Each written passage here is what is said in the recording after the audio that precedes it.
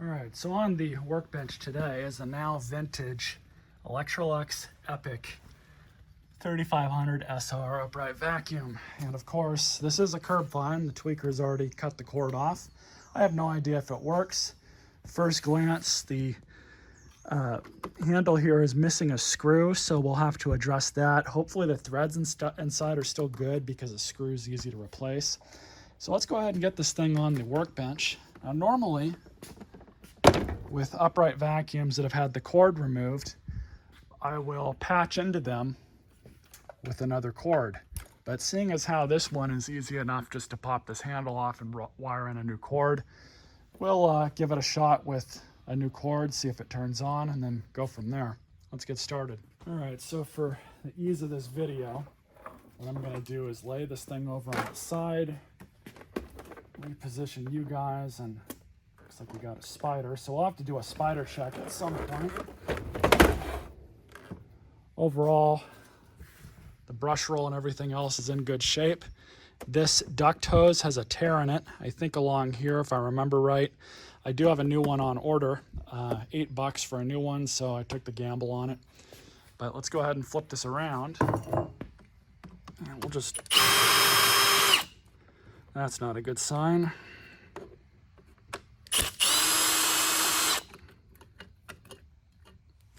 We might be replacing the handle as well if this machine is worth going that far. Let's see here. It does not want to come out. Let's see if I can put some tension on it. And it's rotating the, this handle is going to need to be replaced, but we can still patch in a new cord and see if it works. So we got the issue right here. That's annoying.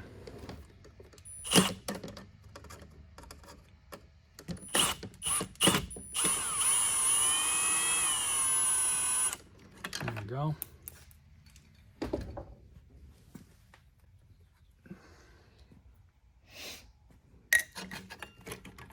Let's see here.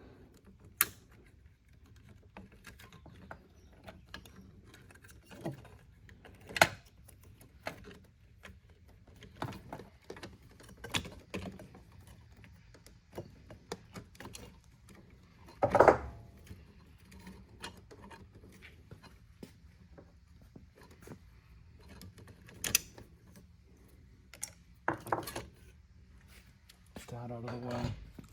Now we've got some more to work with here, so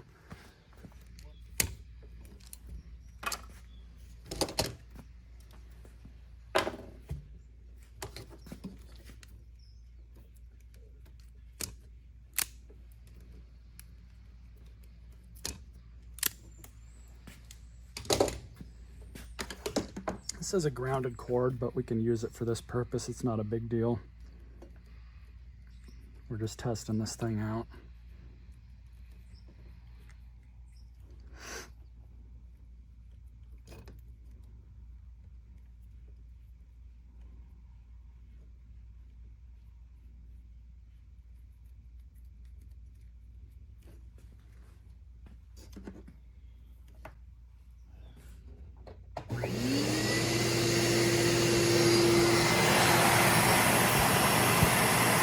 Good sign so far.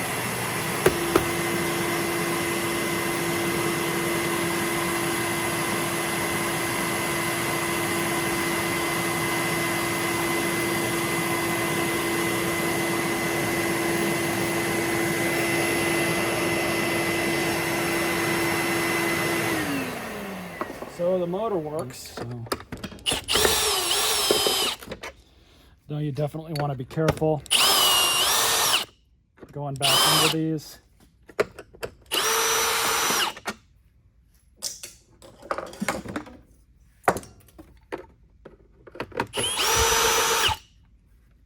That one's missing the screw, of course. Missing the screw over here. So let's see, I believe, yeah, the thing just pops off the top, so flip her over.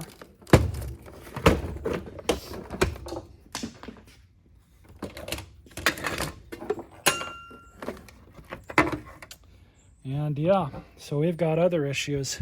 Man, this thing is dirty. Do a quick cleaning and see what's going on.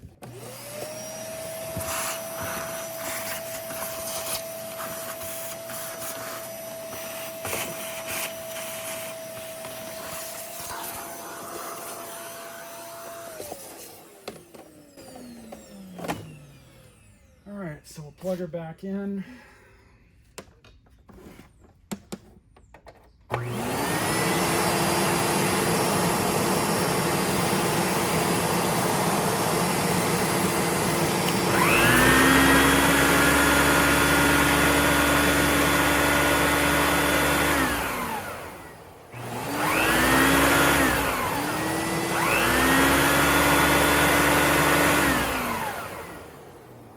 Well, I'm here. I'm going to turn this thing back on. I'm going to polish that commutator because it is looking pretty rough.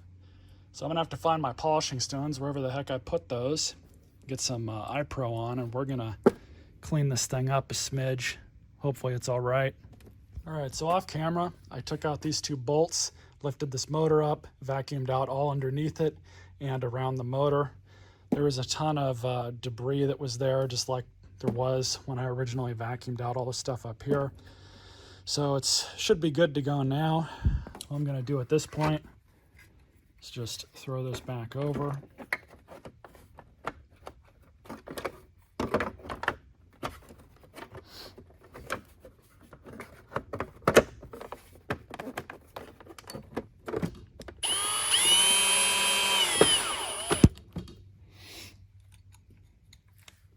And go back into these nice and easy. Find another screw for that side. This one should work.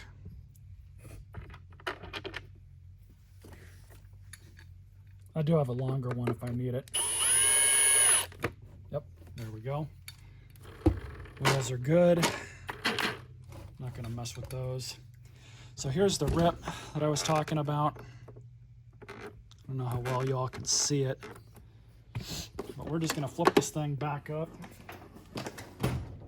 Should be able to see it better now.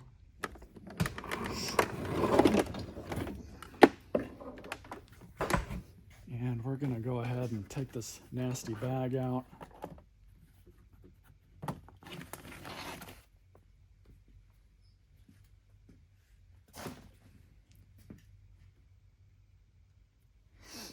Everything inside's pretty clean. This is an issue.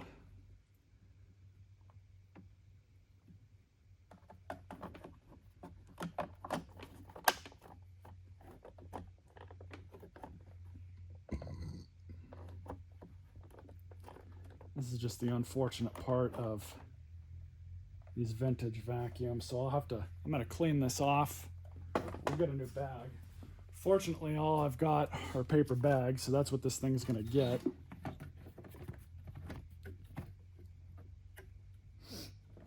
Unfortunately, this piece here has clips on it, and it's riveted into the machine. I don't even know if I can find this whole piece. But unfortunately, that's the issue. Turn this thing on and see how the suction is.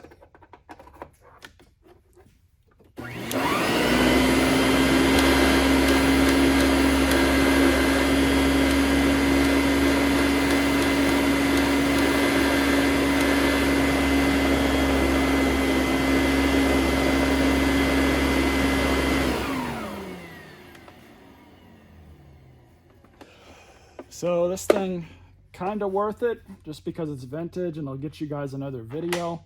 But honestly, if I can't find the parts for this, I don't know how much further I'm gonna go with it because it needs a new handle. It needs a new one of these. If I can even get a new one of these. Yeah, that's definitely a problem. But we'll see. We'll see what I can find on the internet.